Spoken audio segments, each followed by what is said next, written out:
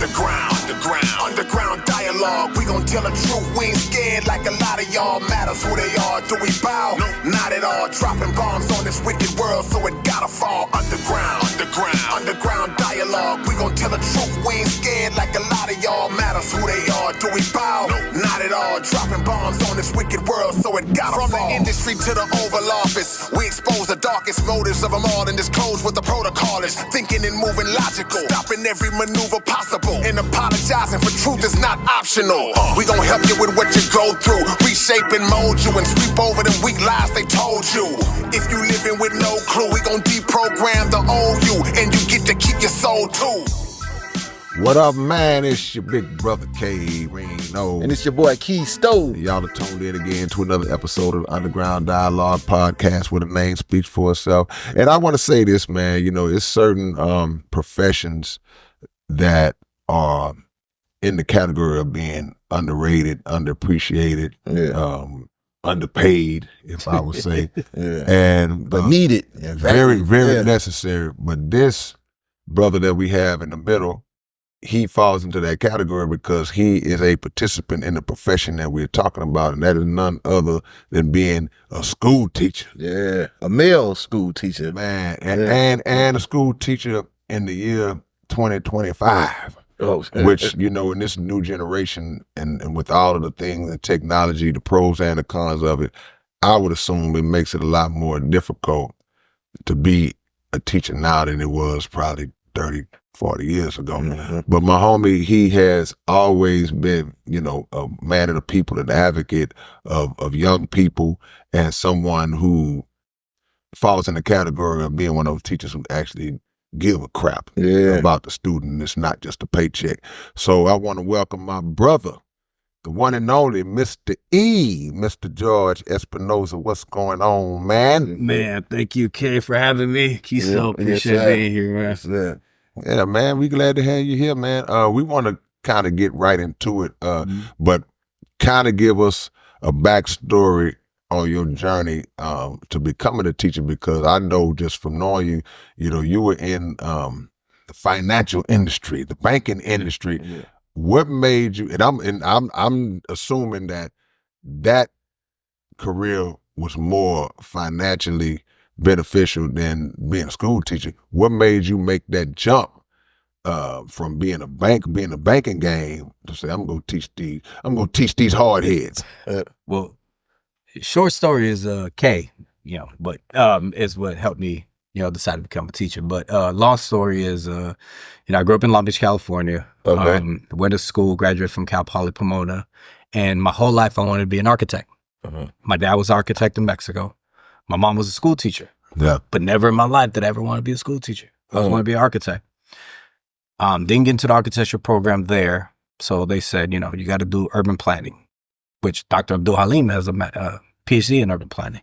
So I have a bachelor's in urban planning. During my time in college, one of my closest friends passed away. He was in the military. He was in Iraq. And I just went to depression mode. You know, my first few semesters, I was dean's list, you know, almost straight A's. And then when he passed away, like my grades just like tanked. I almost dropped out of school. Then I met my wife back in 2004. And she was going to college, but she was going at Long Beach State. And, you know, that her drive for education kind of saved my college career.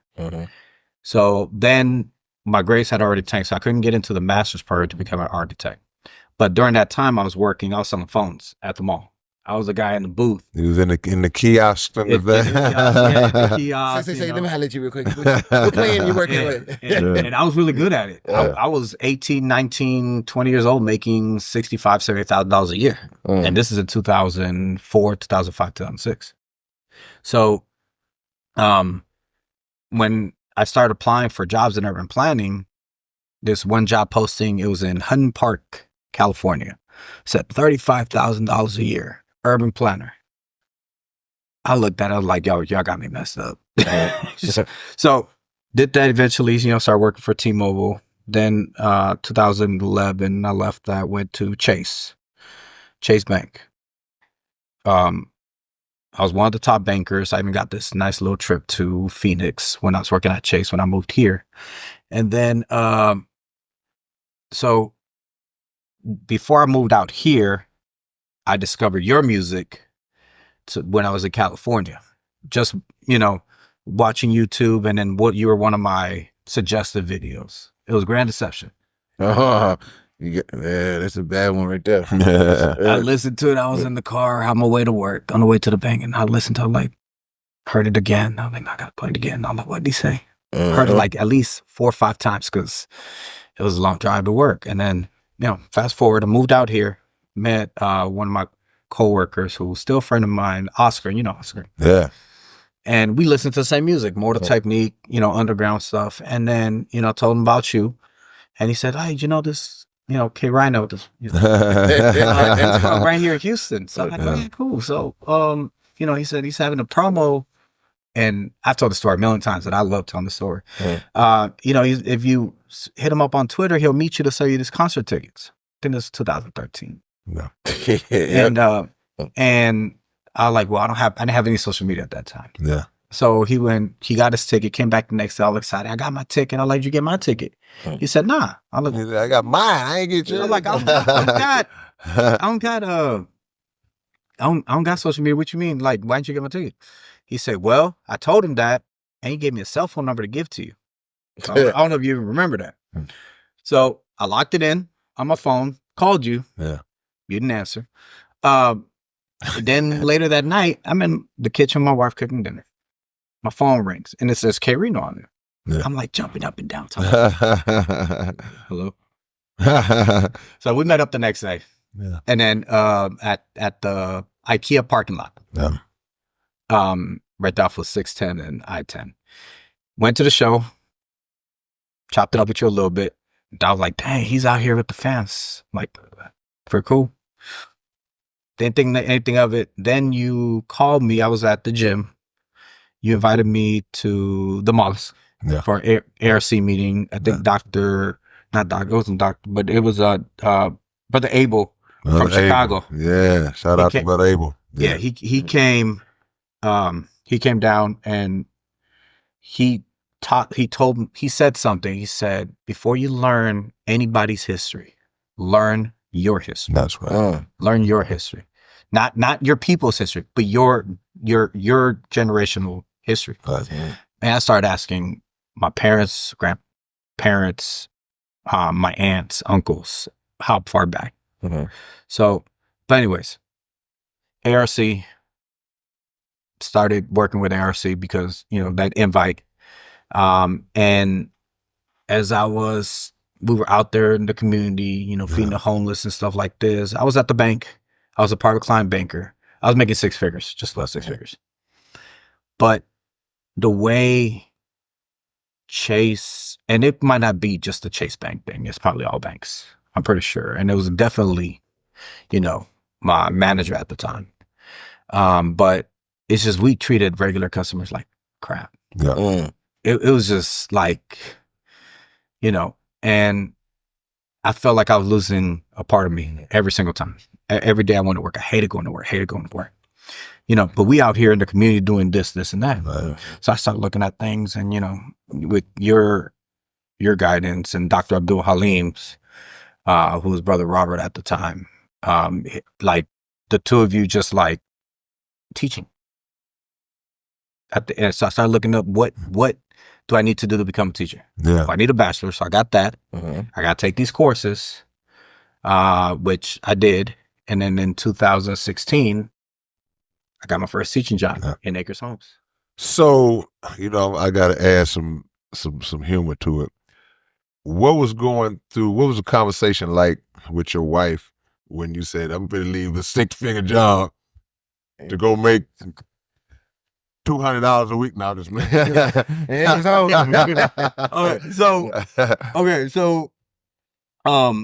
she was working at a private daycare. Yeah. She started off as a pre-K teacher, kindergarten teacher, and then eventually she was the director. Okay. And so this was me working at the bank. She used to come home all the time excited, like, my kids did this, my kids did that. And she would do work at home for the school. And it was like, what are you doing? Like, who works after hours? Yeah, off the clock. Like, yeah. that doesn't make any sense. You're not getting paid for this. Like, to me at the time, it was dumb. Yeah. But she was excited. She was like, and then she started the teaching program with me. She put it on hold for a few years before she finished it. But so the conversation was like, I really want to do this. And she was very, very supportive, extremely supportive. I wouldn't have been able to do it if it wasn't for her. And so we looked down at the bills. At that point, we're pretty much had no debt, you know, and we didn't have any expensive habits. So we were able to cover all of our bills, still have a little bit extra. And, you know, we just couldn't do the super expensive thing. But I was smart with my money when I did make that much money. So we were able to build a nice savings account. So it wasn't like we were making this money. We had a little cushion just in case. No. I always, because I always told my clients, you need to have at least 6 months of reserve in case something happens. So we had that before I left. And we still do. So her conversation was very supportive. The conversation with my parents, even though they're way out in Long Beach, California, my dad said, like, what? What have you my been dad- doing in Texas, T? my dad, You must be down in Houston sipping drink or something. my dad doesn't mind me saying this because he still tells me to this day. Yeah. He thought I was stupid. He's like nobody leaves a job to go make less money, you know? And my mom, who was a teacher when she was in Mexico, she went to school. She went to college to become a teacher. 10 years before we moved out here to the U.S., you know, and she hates it when I tell this part. She was the least supportive person. She said, they just give teaching certificates to anybody over here. So I did take it personal because I know that's what she did. But the family outside of my wife that was the most supportive is my mom's sister, my aunt. She lives in Mexico. She was like my second mom. I call her Pepe, and it's after a liquor.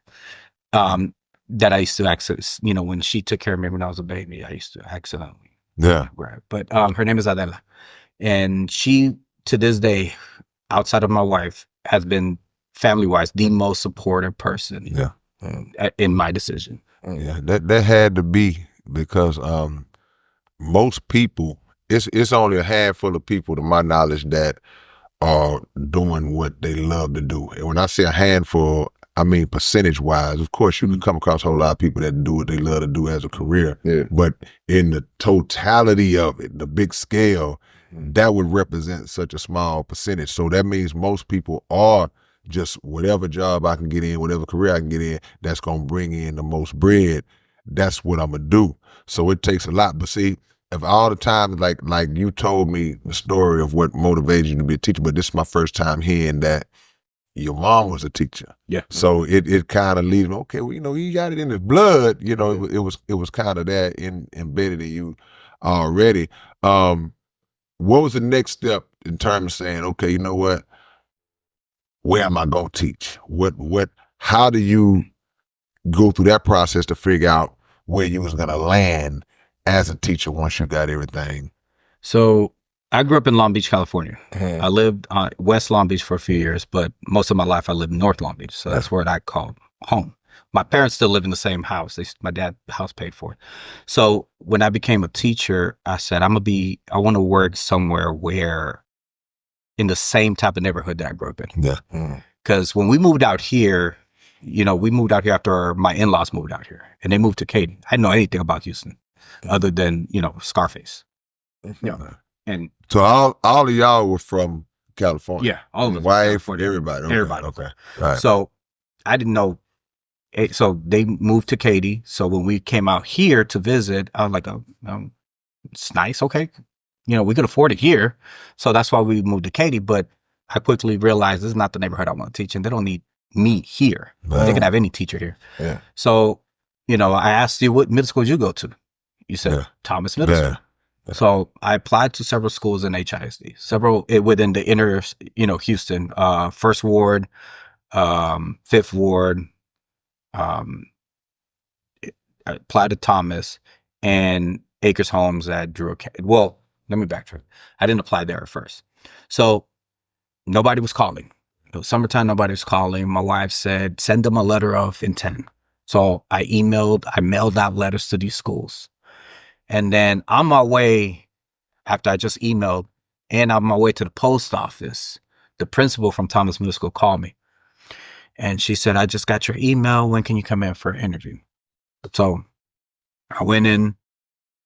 Everything was good. She went on vacation. I didn't hear anything back as far as like you got the job or your paperwork. And I was following HIZ online, and new teacher orientation had already passed, all this stuff, and I'm like, okay.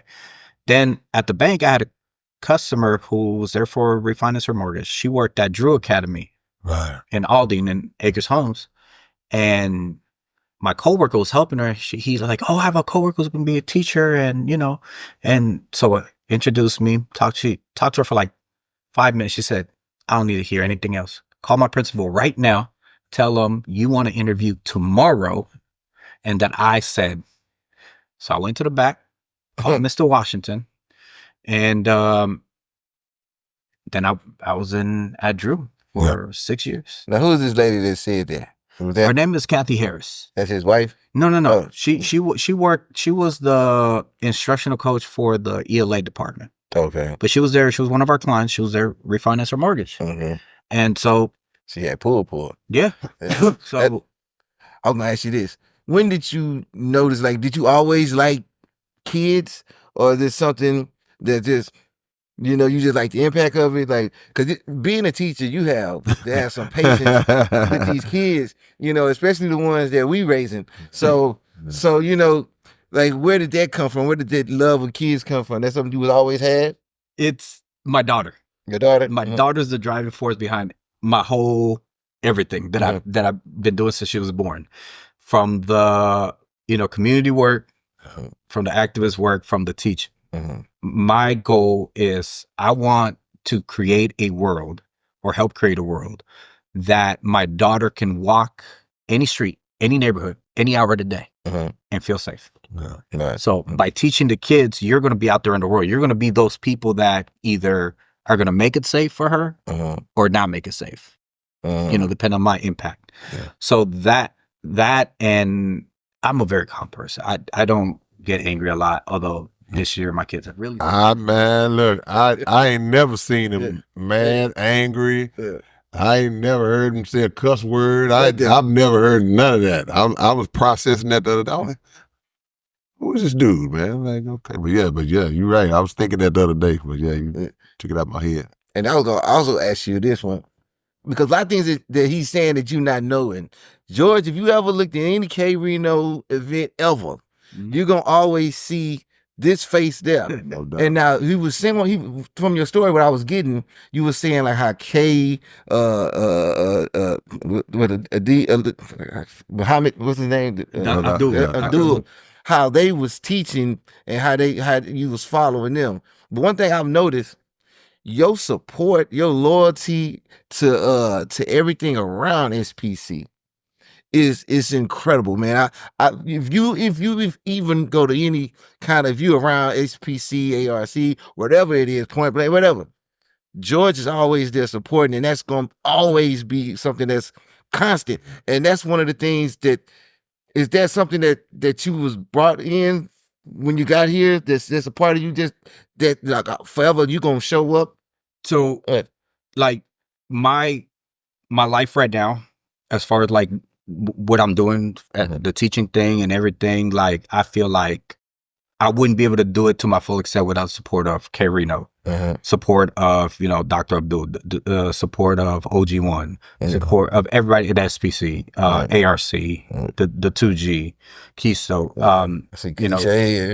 everybody, because so like I owe like I feel like I'm indebted, and I'm gonna always support them in whatever they do. Yeah. And be there, because at the end of the day, I was a fan first. Yeah, like I don't mind, paying my ticket to the show. They point blank told me something that it was like it really, like made me feel like truly family.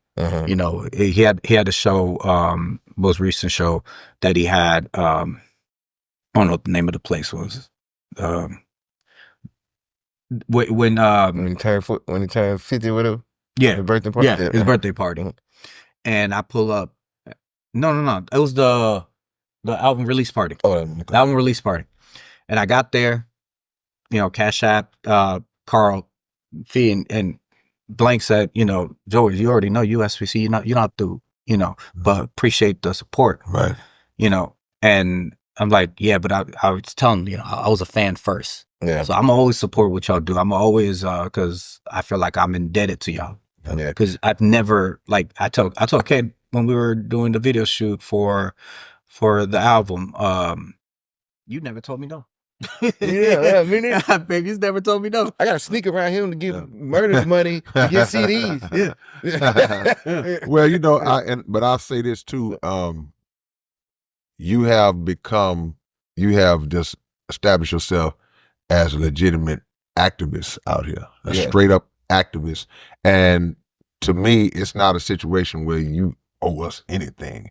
You know, anything we do in music it started off as we just love this art form. We love to do it. We making these records. Then once we kind of grew into what we believe to be our purpose with the message, then we incorporate the message into the music and we get added to the world. Now, I found my purpose. Yeah. Now, anybody that connects on to that, they just attach themselves on to a purpose, but it's still actually your purpose too. As a collective, yeah, we are collective, but within that collective is still your individual mission and your individual purpose that God bestowed on you. So I see you at events and initiatives that I'm not even at. Yeah. You know what I'm saying? It's like sometimes it'd be a little too early in the morning for you. Yeah. I don't move in the morning. Yeah. But the point of the matter is, you already have established your footprint in this city as doing all things from feeding the homeless, from the garden. The garden, yeah. You know, everything just being a part, even if something comes along that doesn't even require you to be an active, hands-on participant, still sitting there, you know, being a part of it. So now it's not that you always, you know, all of our allegiance should always be to the Creator for blessing us to be in a position.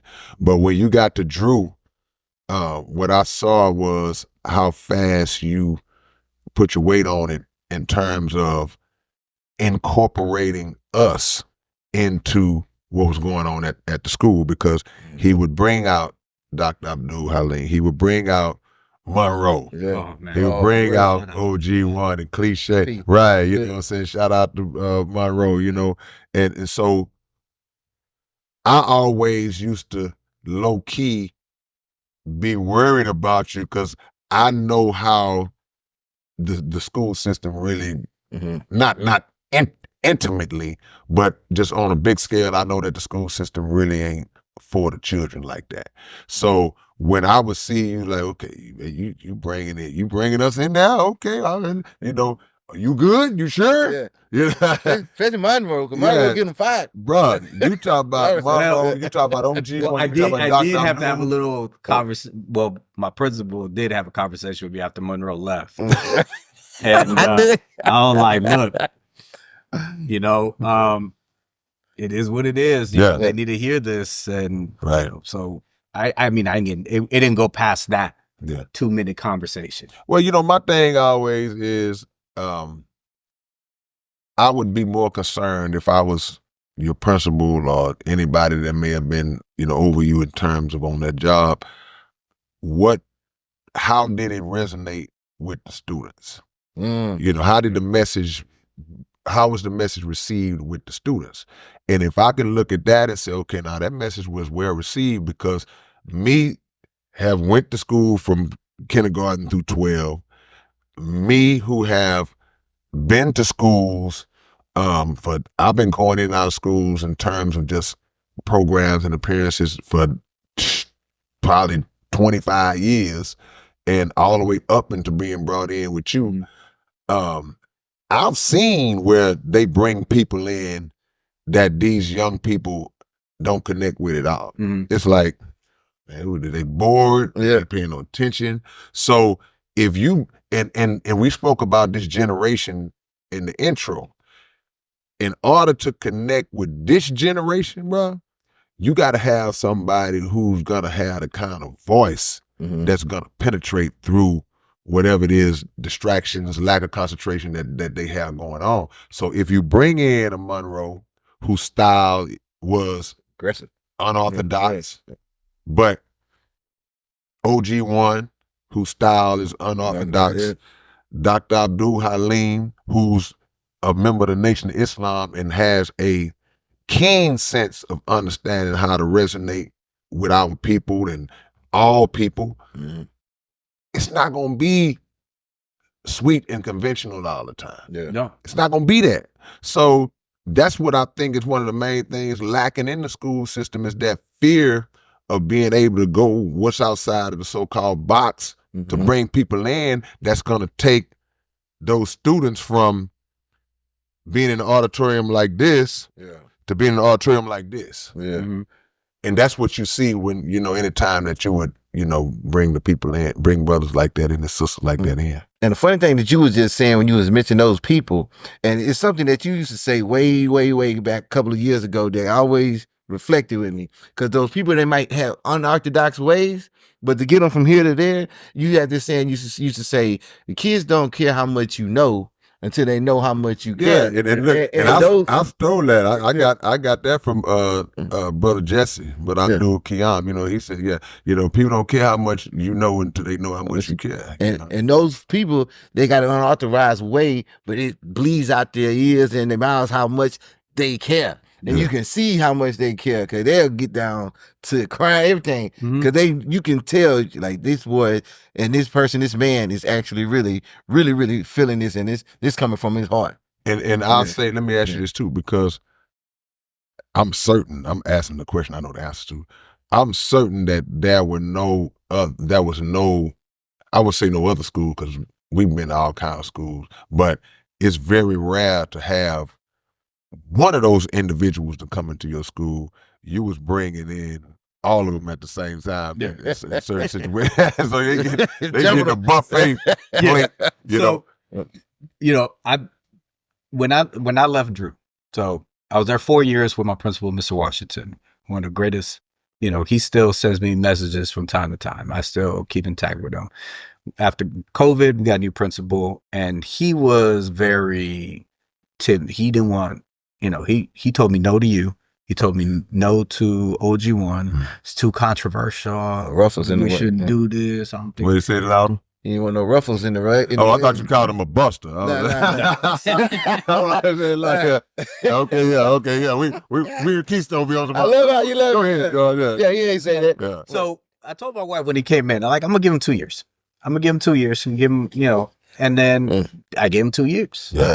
And so I'm like, what's next? Okay, so I live in Katy. I'm not gonna work in Katy. My politics and Katy's politics, I'm gonna get fired. I'm not gonna put myself in a situation where I know I'm gonna get in trouble, without even making any impact. That wouldn't make any sense. That's wise. Sci-Fair, same thing. Because they had a very extremely racist board member. What's his name? He was on the news. I forgot his name. But I remember he was on the news. Made some very, and then KDSD had an issue with, they had invited a black author. He wrote a kid's book. Okay. And once they found out that he was black, they said, no, he can't come to read to the kids. Katie said that? KDSD, yeah. And their whole football team is all black. Hey, look, man. All football team. Yeah, I got you. So, I mean, we go to Church of Christ in Brookshire.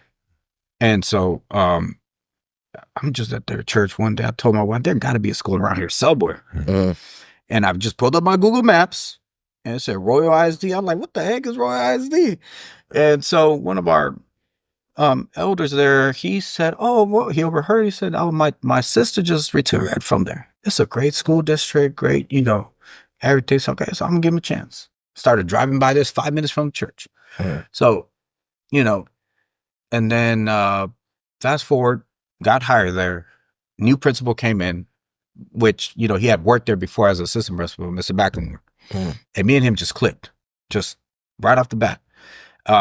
And so, you know, we really, you know, developed more of a friendship. He invited me to, it was a Devin the Dude concert downtown Houston. He invited you to it? Yeah, he invited me to it, and a couple other teachers from the district, like 2 other teachers from the district, and I believe his brother was there. Okay, shout out. You know, so, and after that, so like, okay, I got to invite you to a show. Yeah. And I think it was, I forgot what show it was, but it was at that, Murder had his birthday party there. The one that was giving all the love? That place ain't there no more, my understanding. Yeah, he sold it. The little restaurant place. Yeah. Okay. Yeah. So, you know, so then he's a huge music fan, and, you know, started inviting him out. He went to the mosque when we first opened up the garden. He was a Murder One fan? No, he's okay. No, he cool then. Oh, he is a Murder One fan now. Because but you know, he's, you know, I think he coached with Scarface a long time ago. And so, you know, he's a huge music fan, and, you know, he's, you know, I really want to make a change at this school for these kids. So, you know, so that he's made it easier and possible to bring these people in. Yeah. You know, again, he's another one person, he doesn't tell me no. Yeah. If it's for the kids, he doesn't tell me no. So I don't even have to, you know, do any paperwork or anything. It's just, you know, for this, can we do this? Yeah, you just set it up. Let me ask you this. As a male, in a mostly woman-dominized area, like profession, do you get plenty, like a lot of pullback in areas? And let me ask you this, also at your school, are you the only one, or is it more? I'm not the only one.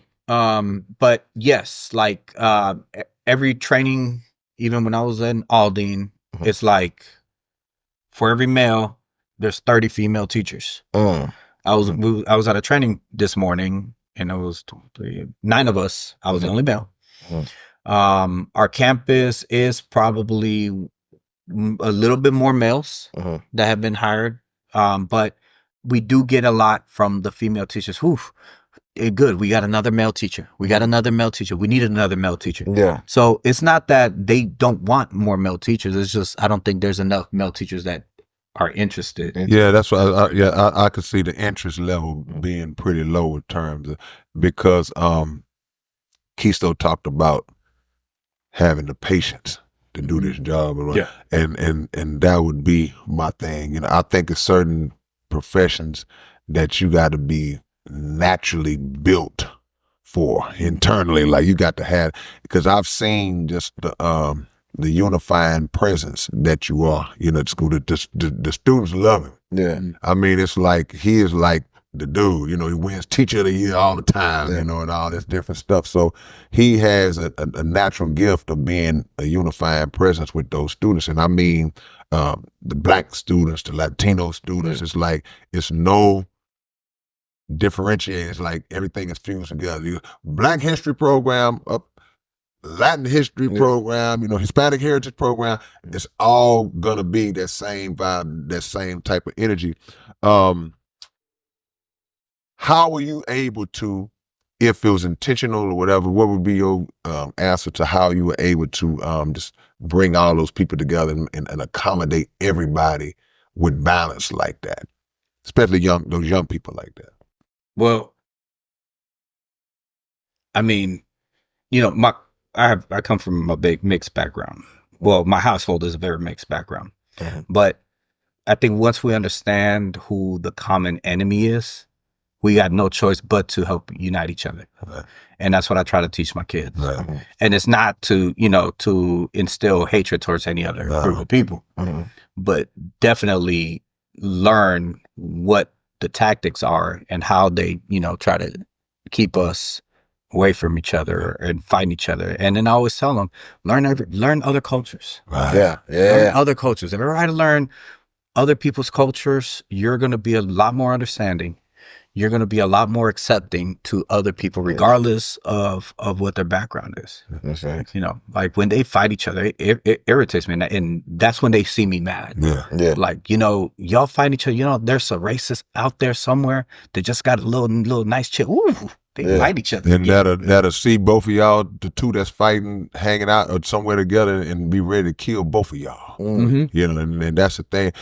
And I'm glad you brought that up, because that kind of leads me into my next point, because you know, it's been so much conversation over the last few years about critical race theory and all that.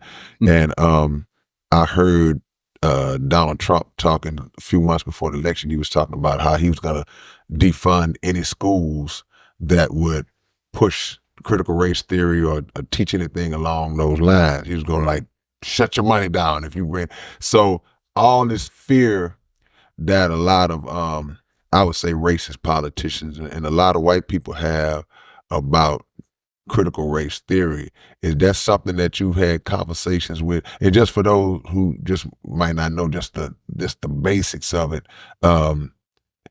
critical race theory is just an approach to talking about true history. Yeah. Like, this is what was done to this group of people by this group of people. And when you get to talking about slavery and things and any racial inequalities that have risen historically, they don't want their children to know about that, because it puts a spotlight on the history of it. It's like, wow, my ancestor did this. So now they're talking about, we don't want our children to feel guilty. Like, oh, well, you know, you didn't have a problem lying to our children all these years. So now you got a problem with your children knowing the truth. Yeah. So is that something that y'all discussed when that was revisited? And how would your approach be to because it's not just about Black people either, because Asians, indigenous people of all types, Latinos, they all fall under that umbrella when it comes to that history being neglected in the public schools. So if you can talk on that. So my passion for history again was with Brother Abel, and I learned a lot. So when I decided to become a teacher, I first started teaching science. For one, because it was the position that was available. I needed to get in, but I really wanted to teach history. And then I remember having a conversation with Dr. Abdul at the mosque at one of our ARC meetings, and he gave me some places to look, some documentaries to watch, some things to read before I, so I could be better prepared. And I did. And I always said, I'm not here to make a racist person feel comfortable. So that whole critical race theory, it is an actual thing. They teach it in law school. Right. And it's that's the origins. It's supposed to, teach how race is incorporated with sentencing and, convictions and things like that. Yeah. But like you stated, the racists have taken that into as, we don't want as a threat. We don't want you, don't make my, my racist child feel guilty. Don't be undoing these lies we done told all these years. Yeah. So we came up with these 21 spices there. Chicken. So even before this recent thing that he said we go defund, I had brought it up when I was at Drew. I was bringing it up with my students. When I teach you, I'm gonna teach you what you need to know for the test, but I'm gonna add stuff that you really, really need to know. So I always start my school year, kind of like what to expect. How are we gonna get from point A to point B? What I'm going to teach you is not just the history of this country, but you need to understand that everything that I'm going to teach you is going to explain and open your eyes as to why we're in the condition that we are in now. Right. How did it start? And there's not going to be any sugarcoating anything. Right. Mm-hmm. So, our curriculum is set by the state of Texas. Right. There are certain things that you have to I have to cover, but that's just like Yeah, that's the base, the basics template of it. Yeah. When we cover slavery, they say, oh no, it was economic reasons. Yeah. No, they sugarcoat it. Filthy, racist. Yeah. I take this words from Willie D. You filthy, uncivilized mutts. Yeah, I knew it was gonna be good. And now my kids, because a lot of them follow me on social media, and I post stuff like that in my story. And then they'll say, "Yeah, Miss Espinoza, there's some filthy, uncivilized mutts." I was like, "You right, and your daddy should have pulled out in your mouth. Your daddy should." Hey, Will, I saw Willie with some no more talk shirts. Yeah. But boy, he got to get them uncivilized butts. Cause what do you say? Your mama should be embarrassed, and your daddy should have pulled out on a t-shirt. Come on, Will. Let's do it. So I tell them, I'm not here to, we're not here to make racist people feel bad. Yeah. I mean, feel safe, and if you're not racist, you're a student, so your ancestor did this. He said, so you're a white student. And I do have white students. Yeah. I've never had a student come up to me and say, "Oh, I'm telling them, don't." A white student, right? Now, it's my own people, that are the issue. Yeah, absolutely. It's always.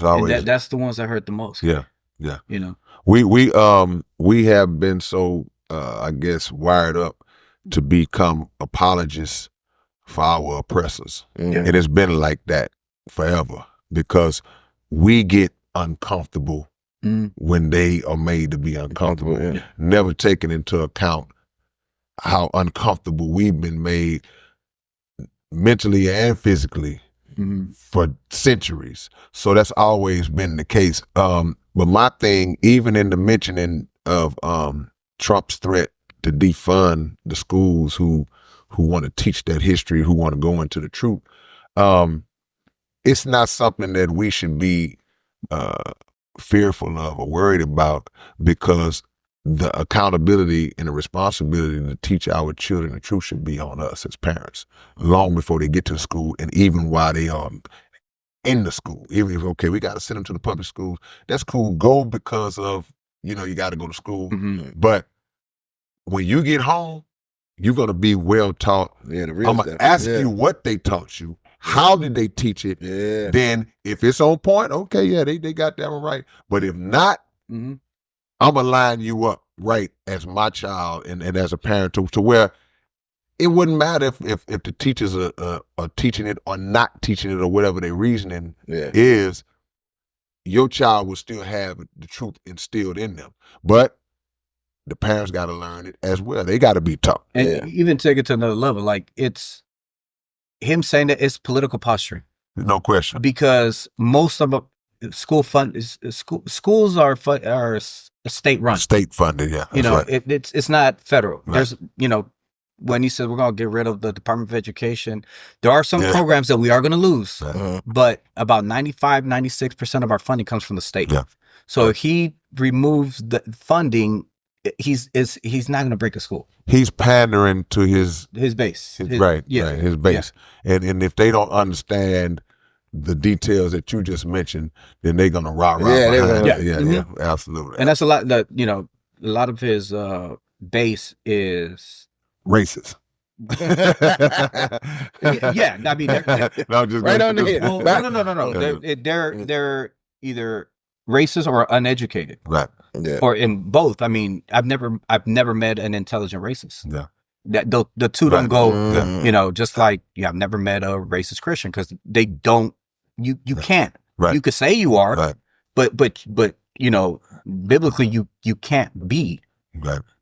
And so it's just a lot of, to get his base riled up, and his base is like, I don't care what you do that goes against what is going to benefit me. Right. As long as I'm able to openly, publicly be this racist person, I'm gonna keep supporting you. Yeah.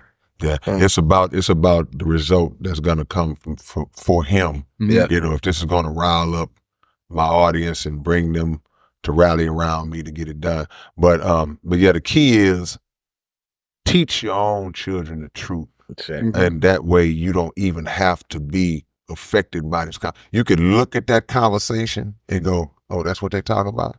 But it's not going to be applicable to you and yours because mine's straight. Yeah. You know, they already know what it is. But it bothers me to see so many people become fearful of that. Like, oh, they're gonna do it. It's like if we see it's the same scenarios, it's the same principle as it relates to just us in general, just moving throughout life. It's like if we are unified doing for ourselves, it doesn't matter what laws they pass, doesn't matter what they try to impose, just what they say. And it doesn't matter because we are self-sustaining within ourselves.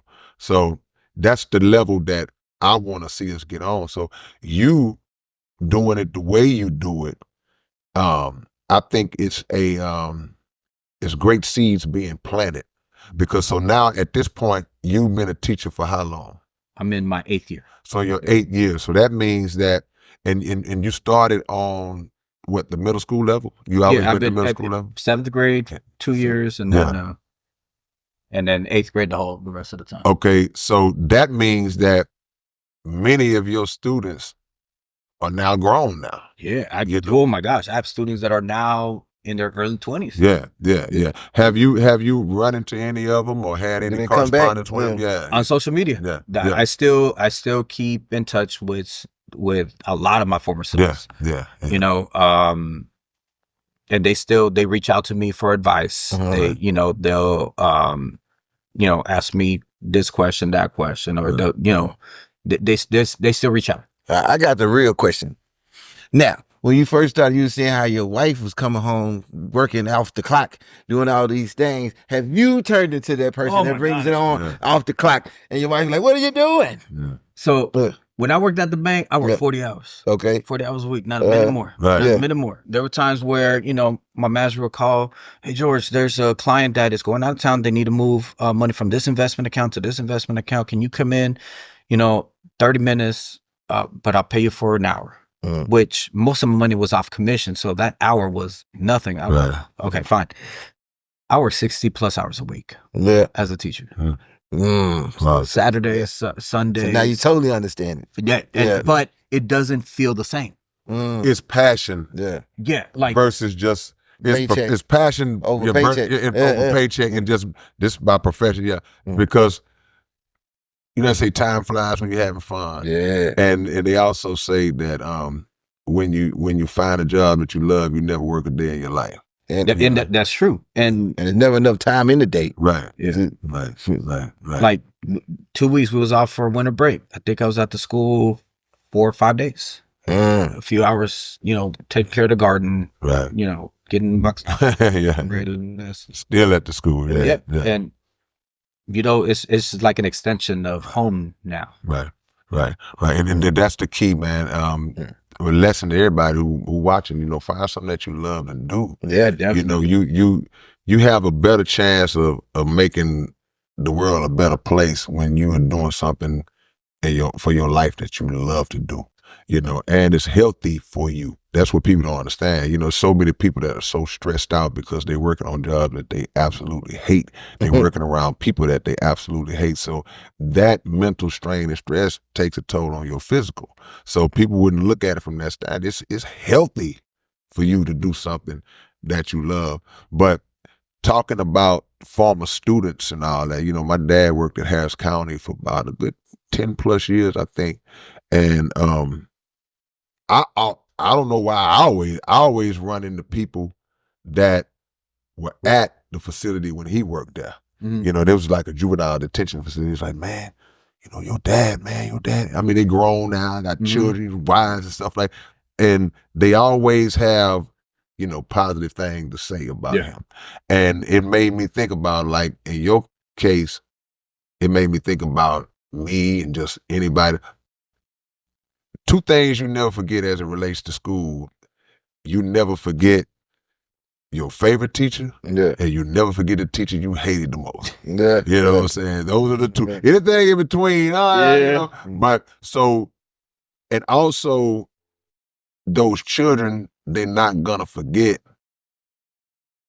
the care and the time that you put in with them in moments where they may not have been getting it. Because my next line of question is going to be based around you as a teacher talking to other teachers that may be struggling with this, dealing with parents that might not be as mature, they're barely a little more mature than the students, or delusional parents who, my child can't do no wrong, you know, or inactive parents who are not even participating in the things, the activities, and now, you know, somebody got to fill that void.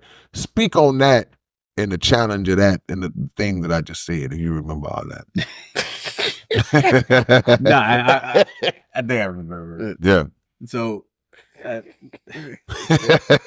was a lot. Yeah. No, well, speaking of the like help other teachers, they all vent to each other. Right. You know, you just can't help it. Right. This school year particularly, I've vented a little bit more than normal. Yeah. But you know, the state cut our budget by like 40%. Right. Wow. So we've had to, you know, work our magic. We weren't supposed to have no field trips because there's no money. Right. So we were able to, you know, figure that out. But it's just, you know, talking to teachers and just talking to them as if you're trying to get their perspective too. Because even if it's a new teacher, I always feel like I could learn from them and get something from them. So, and just encourage them, you know, it's going to get better. You know, it's going to get better. And if not, you know, what about the parent? You can make you can make the same or more money going anywhere else. And this is not it. Yeah. But like as far as the parents, I've had parents that were like really, really angry. Yeah. But you know, once you have the kid there and you ask the kids the questions in front of the parents, because when they go home, they say something. They say what they want to say. But when they're there, you're like, you know, I was there too. Right. You know, then then the parents, more often than not, they're on your side. Right. Okay. A lot of times the parents, they don't know how to. I've had parents like I've tried everything. What can you recommend to us on how to raise them better? Yeah. I've had parents tell me that. Yeah. And then I've had parents that, you know, pretty much tell me we've tried nothing and we don't know what else to do. Yeah. So I've never truly had that parent that was just like, no, I need to get him out, you know, he's wrong and no, that's not my child. Yeah. For the most part, parents are supportive. Yeah. For the most part, they support For the most part, yeah. That will be my next question. Well, I think that's a reflection on you too, though, because if somebody tell me, man, George, man, I'm like, nah, there's something wrong with you, bro. Yeah. You know, if you have something bad to say about this dude, you know, you are the problem. Look, I even have some parents that follow me on Instagram and like my posts. Yeah. No. It's too. It would be too obvious, you know, if an individual was the problem, if a teacher was the problem. You know, this guy is the same everywhere. Everywhere he goes. Consistency in character doesn't waver. So that's why I asked that question, because I know that a lot of times when I say delusional parents, a lot of times there are some parents who had this mindset, you know, my child does no wrong when your child is a demon. That's what I say. But I think it helps because I'm also certain, and you correct me if I'm wrong, that there have been parents that have credited you with transformation that they've seen in their children. Like, I don't know what you're doing, but he seems to be more engaged and he's not doing what he's doing. Has that been a situation? Yeah, I've had parents at my old school who have called me and said, I don't know what to do. You deal with him. Yeah. Whatever you need to do to get him my permission. Right. I've never had maybe one or two, but I've almost never had a parent when I ask him, hey, if he asks up, can I use the belt? Go ahead. Yeah. I've almost never, maybe one parent or two that said, no, I'll do it at home. Yeah. But every parent, I was like, hit him. Yeah. Or in Spanish, pégale. Yeah. We grew up in the paddle. Man, I'm like, man, I didn't know you just didn't get down.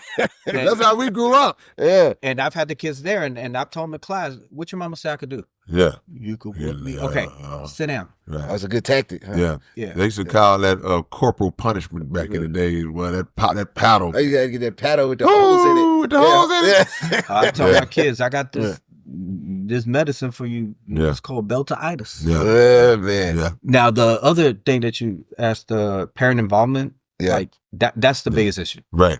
Right, like elementary, you know, you seem to have parents that want to do everything for their kids. Once middle school comes, it just like drops off. Yeah. Open house, you know, if we get like 35 parents to show up, that's a really good. That's a packed house, huh? So out of 160 some kids. So we ain't paying them kids right after middle school, as you telling us, George. We need to get step in more. Yeah, something is happening around that middle school era.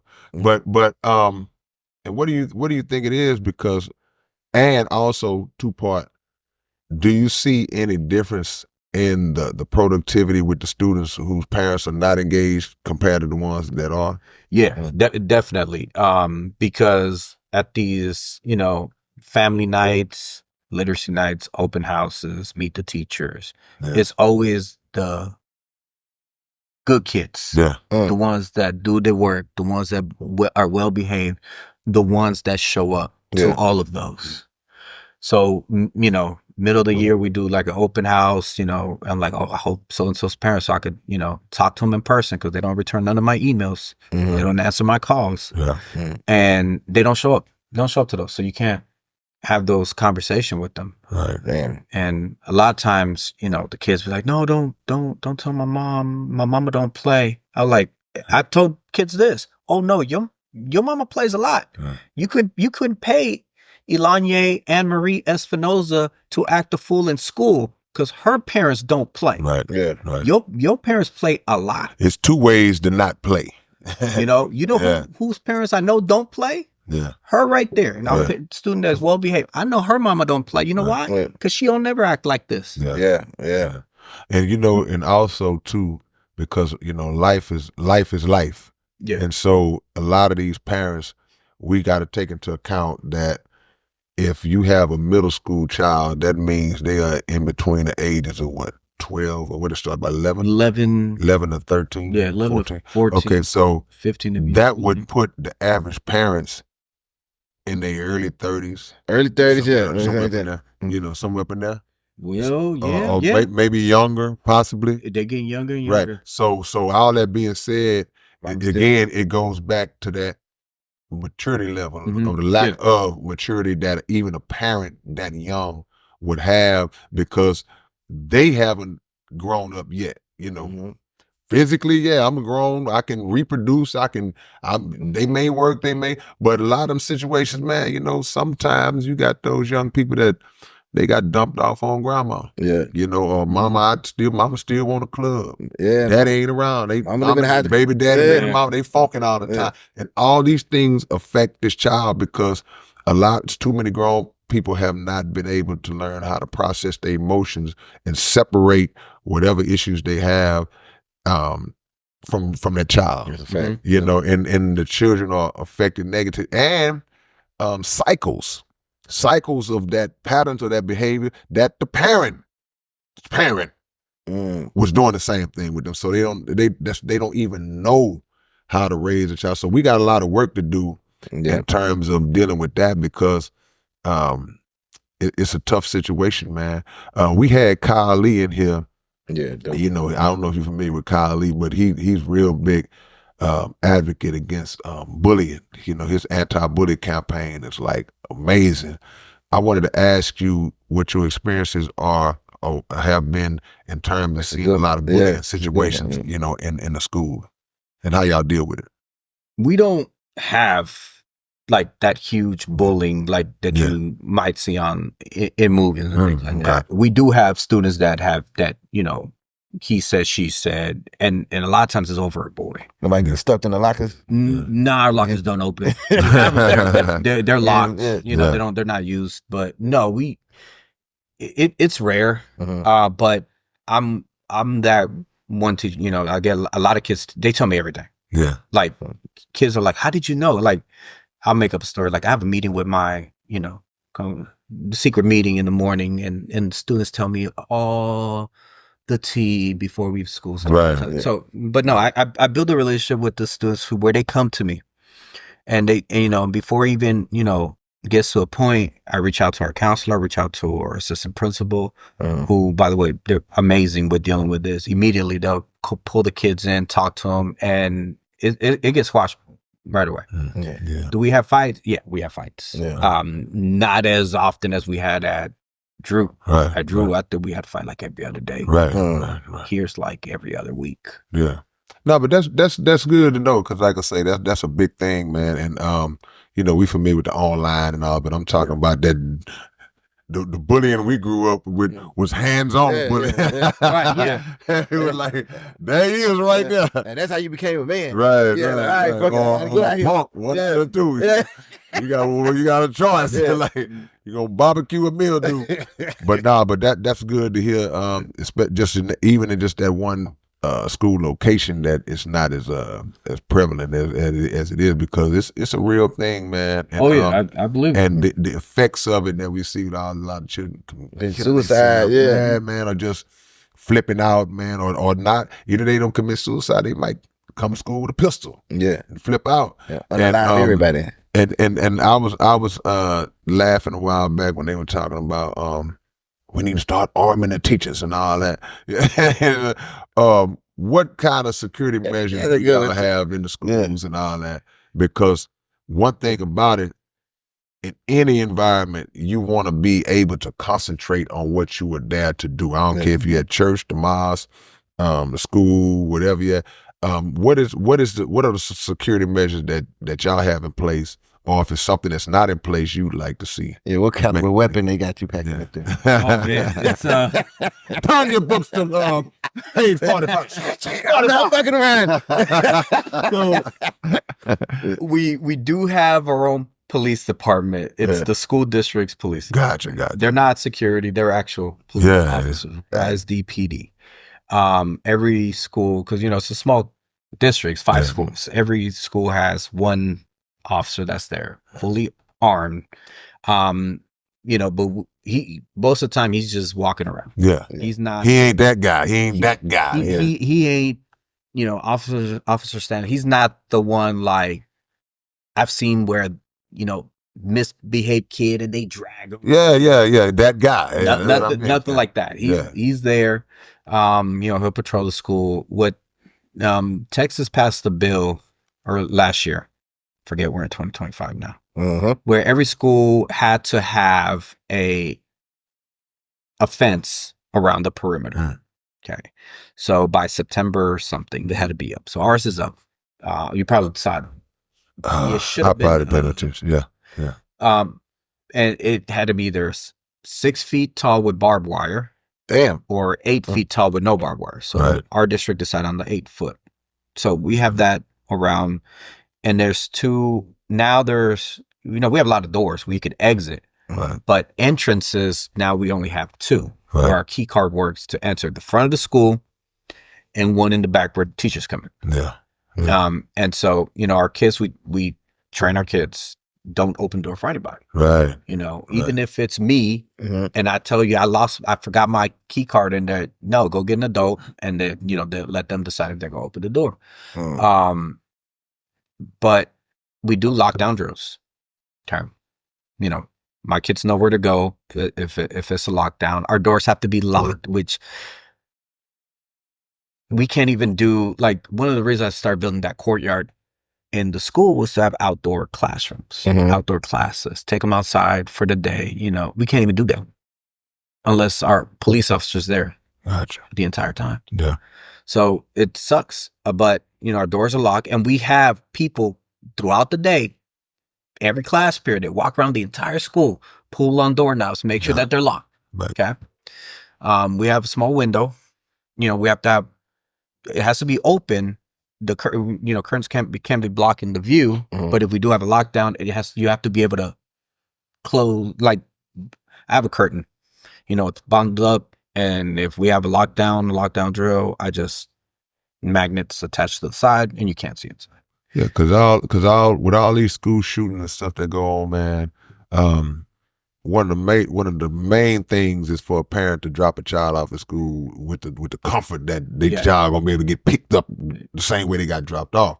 Yeah. And that's a society that we live in that really it's not promised. And it doesn't happen anywhere else in the world. Yeah, right, exactly. Because, we America.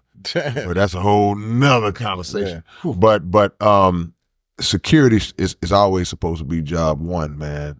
In anything. But with these children, because it's always some fool sitting around, some sitting around right now. Yeah. Planning the next one. Yeah. Now, I do have a baseball bat that I have there. Right. And I did get these flashlights where, it blinds you. Yeah. So, like, I always tell these kids, my job is to make sure that you go to your family safe. Yeah.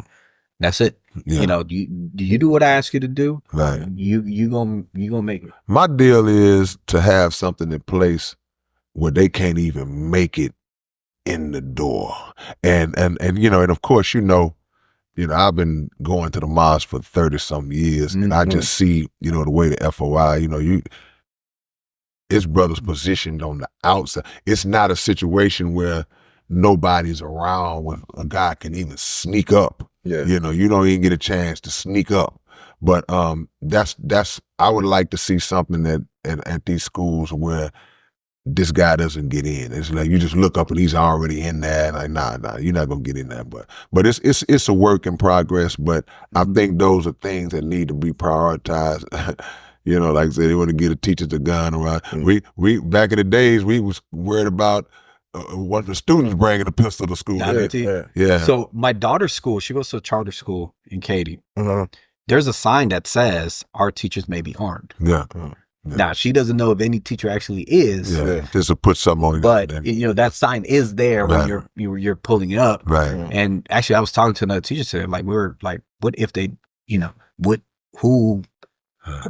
would you do it? And they asked me, would I do it? And I thought about it. Like, if we had to have a designated person, first of all, I would need some extensive training, and that's what, and at least another 25,000 added to my check. And because you have people who they are not even in favor of fire. You got Miss Wilson that's been teaching 20, 30 years, 58 years. She ain't. Get back, Shani. No, but here's the issue.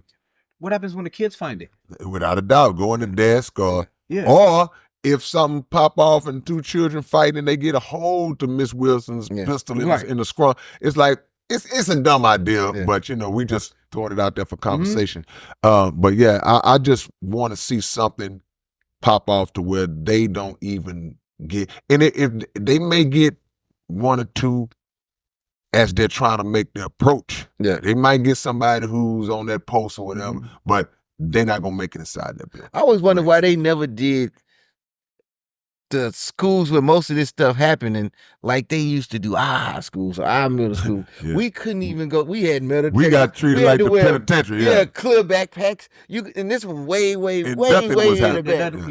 So at Drew, we did have metal detectors. Yeah, we did have clear backpacks. When they came in, it was like going through TSA. They had to. The teacher searched the backpacks. They had to go through a metal detector and. We don't do that here. We have regular backpacks, no metal detectors. But like I kind of agree with what you're saying, stop them before. But that's just putting like a Band-Aid on this issue. Like the bigger issue is why do we have all these school shootings in this country? Yeah. That's what gets resolved. Because a couple of years ago, Governor Abbott sent out a whole bunch of DNA kits to give to our students. Yeah.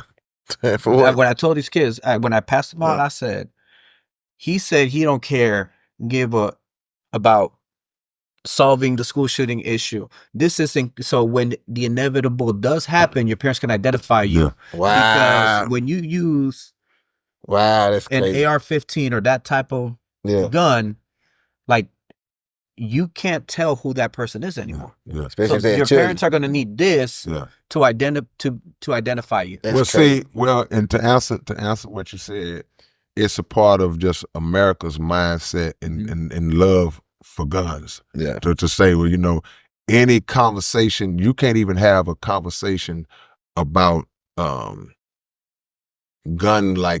reform or adjusting the gun laws without a uproar stirring up behind, they're trying to take our guns from us. So that's really what it boils down to. So it goes back to what we was talking about with Trump, when politicians like catering to their base, like, because you could say something as simple as, hey, let's background check anybody that wants to come in. They trying to take our guns. The narrative becomes something that is really not from even the people who you may not be a gun advocate, or you may be one, but you may just be saying, okay, I ain't trying to take a gun, but we can't just let anybody get one. So that's more so where I was going with it, to say like, well, man, let's because if I can just go get an AR-15 and you don't know, well, I just checked out of a mental facility 2 days ago. Now, then that puts everybody in a bad position. They are not gonna have any conversations that will stir up anger from their base, because they coming off like you're trying to take their gun. And then they distort the facts, because they'll say, well, look at Chicago. That's my favorite one. Look at Chicago. Chicago. That's the racist first term. Look at Chicago. Well, there's been studies. Most of the guns that come into states that have strict gun laws are being brought from states that have no gun laws, no restrictions. And some of them been dropped out. And I'm about to say, and a lot of it is government. See, it's like they plant dope, they plant guns. It's I ain't gonna say it's not a secret. It is to some people, but the fact of the matter is, there are certain types of weapons that we should not even have the ability to access. Like how they even get that in the hood? Yeah, they drop it on trains. This is all systemic. If we really go deep into it. So I wanted to ask you, what did you think back when COVID was going around, and they was just basically saying, well, we don't care about the schools, let everybody intermingle to that. Did you feel like they was messing with y'all health in that area? Or did y'all even go through that? Yeah. What do you mean, like going back to school and stuff like that? So that spring break was 2020. Yeah. We just didn't come back. So it was March. We didn't come back. Now, immediately when we were supposed to be back at school, see, I was already using online Google Classroom to post my lessons. Okay. So for kids that were absent, they have access to it. Yeah. So I started posting some stuff online, got some emails from parents saying, thank you, because so-and-so didn't have anything to do. And then a week after that, that's when they started, making it mandatory. And I even got some, recognition on some Zoom calls, because parents were emailing my principal, Mr. Espinoza has been, very good at reaching out and, giving my kids the work and stuff like that. So we were shut down for that rest of that whole school year. Coming was a time where they were saying, like, if you test positive, you got to sit down for like 7 days. Then they say, screw it, just come to school. Yeah. So like, and that created a whole nother right and left politic. And it was designed that, tell me what you think of my theory behind all this. But anyway, so when next school year came, we didn't go back until like end of September. So about a month and a half after we would have normally came back. And even then it was optional. Okay. So I had maybe 3 or 4 kids per class period.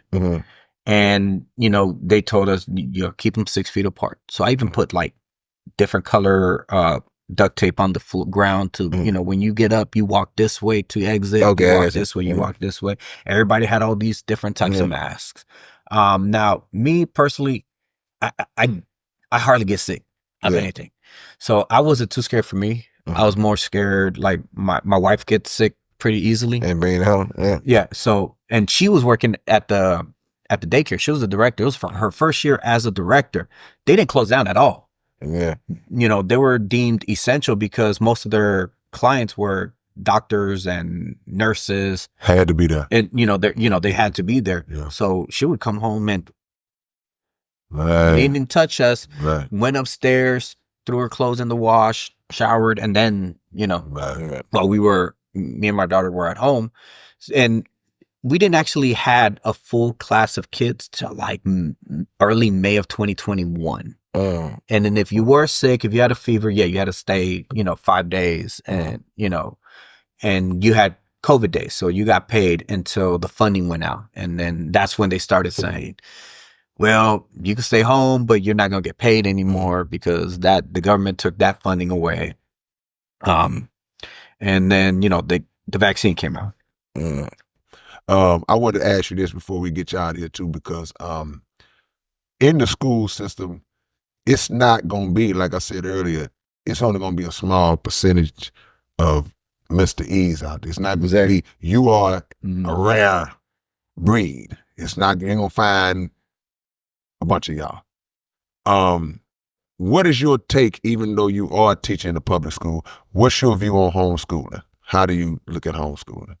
If we had the means to do it, we would homeschool our daughter probably up until high school. Right. And the reason is because, at her dad's school, we do have some parents who homeschool their kids. Yeah. And even, just meeting people who homeschool their kids. The socialization is not there. Yeah. So that's the thing I'll be worried about. That's the thing. But yes, I would homeschool Lanye. My wife always, tell me, when you gonna tell me you secretly a billionaire so I can stay at home. So we could, because she's. It's the war's on so many fronts because if you look at say, well, why? Then the first thing you can say, well, safety, number one. Safety. Yeah. Number two, curriculum. Yeah. Are they teaching all this crap like we just got through speaking about how history is falsely presented and all these things? It's so many different. And three, negative influences. Like the rainbows. That's another. But that also comes from home because if my daughter gets exposed to that or even the bad curriculum, she knows, what is right, what is wrong. Right. Yeah. Right. So, and our schools are so heavily underfunded, right? And we're so underpaid that we hire if you have a pulse, right? It's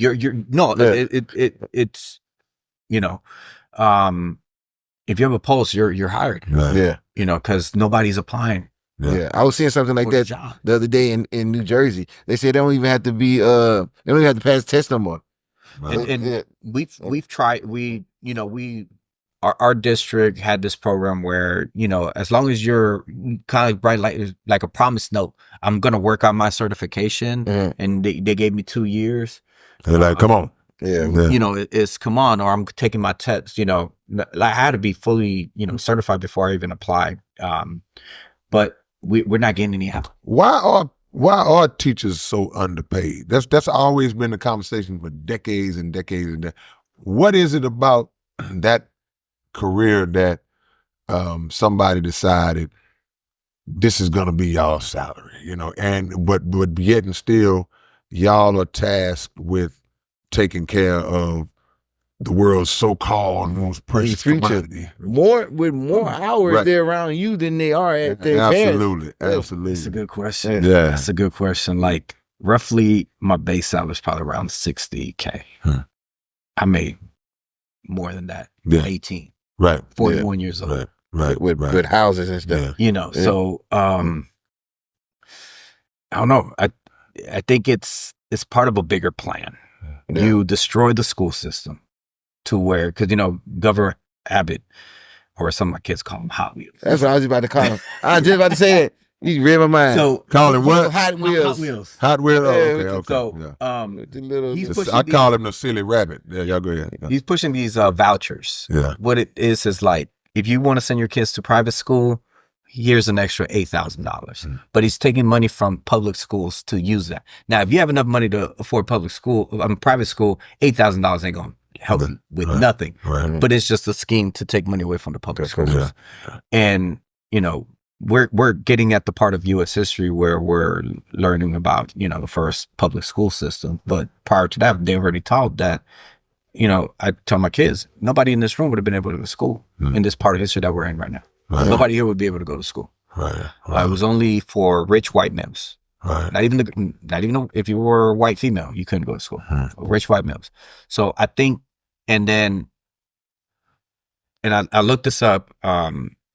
those who are able to afford private school in the state of Texas, it's not us. Yeah. I mean, there are some of us that can. Yeah. But for the majority, it's not us. Right. So I think at least in the state of Texas, he's trying to get to a point where it's still only rich white males that get the education. We don't, because studies show that if we don't have an education, we're going to end up in jail. We're going to end up with very low paying jobs, which is going to lead to crime, which is going to lead us back to jail. People, they crack me up when they laugh at the concept or the conversation about systemic racism and how deeply rooted that is in terms of the seeds that they plant early on. Yeah. That we walk into years and years in the future.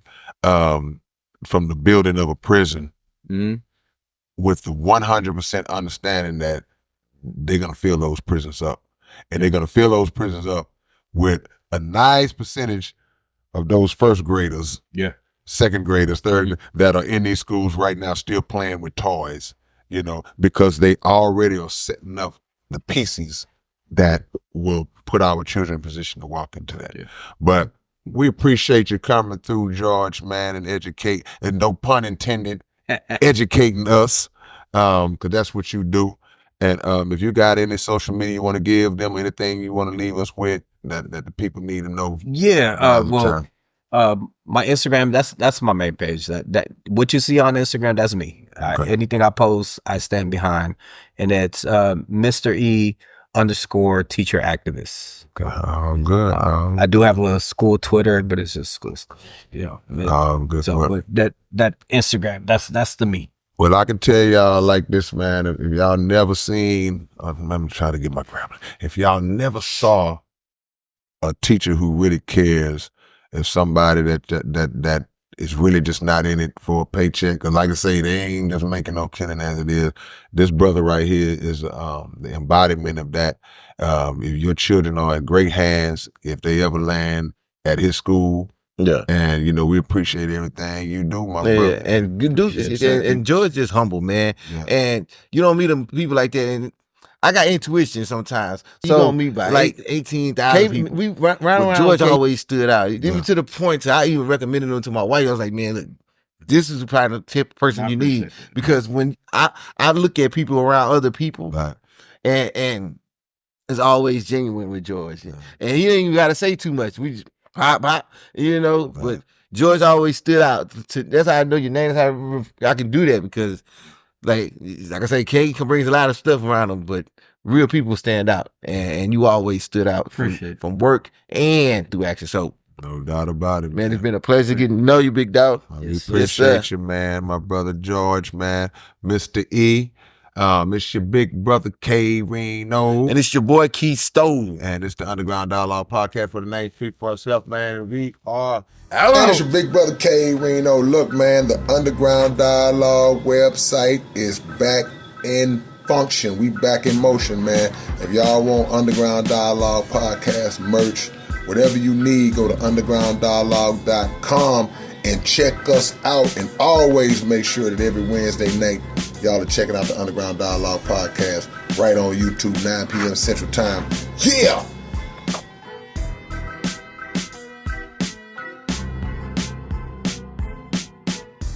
What's up, man? It's your big brother K Reno. And check this out, man. The Underground Dialogue Podcast is offering advertising opportunities, man. You can promote your business, you can promote your video, your song, whatever it is that you have, man. Reach out to us if you're interested in promoting on the Underground Dialogue Podcast. All you got to do is email us at undergrounddialoguepodcast@gmail.com. Get it. What up, man? It's your big brother K Reno. I'm proud to announce that I'm a new brand ambassador to this new brand of clothing and shoes called Volas. Y'all make sure that y'all support this. It's already available. Houston-based company, straight out the A's. Look at the quality of the packaging itself. We ain't even got to the shoes yet, man. And this is just one pair of shoes, one design. They got all kinds of dope designs of shoes that you guys can choose from. Go to volas.biz and find your order, find what you want, wide selection to choose from, male and female items, and I'm proud to be a part of it, man. Community workers, versatile products, Bolas, manufactured in Italy. Look at the quality of this box, man. Y'all don't know what it is, man. Catch y'all later on. Peace. Level legit clothes, so get used to people asking you, yo, where you get those? Say we wear Bolas. We showing up. We wear Bolas. Next brand blowing up. We wear Bolas. Get yours, try it on. We wear Bolas. World when you got it on. We wear Bolas. The slogan we go by. The streets to the streets, we accommodate both sides. So many fresh styles attractive to your eyes. So we gon' put them on and let the whole world know why.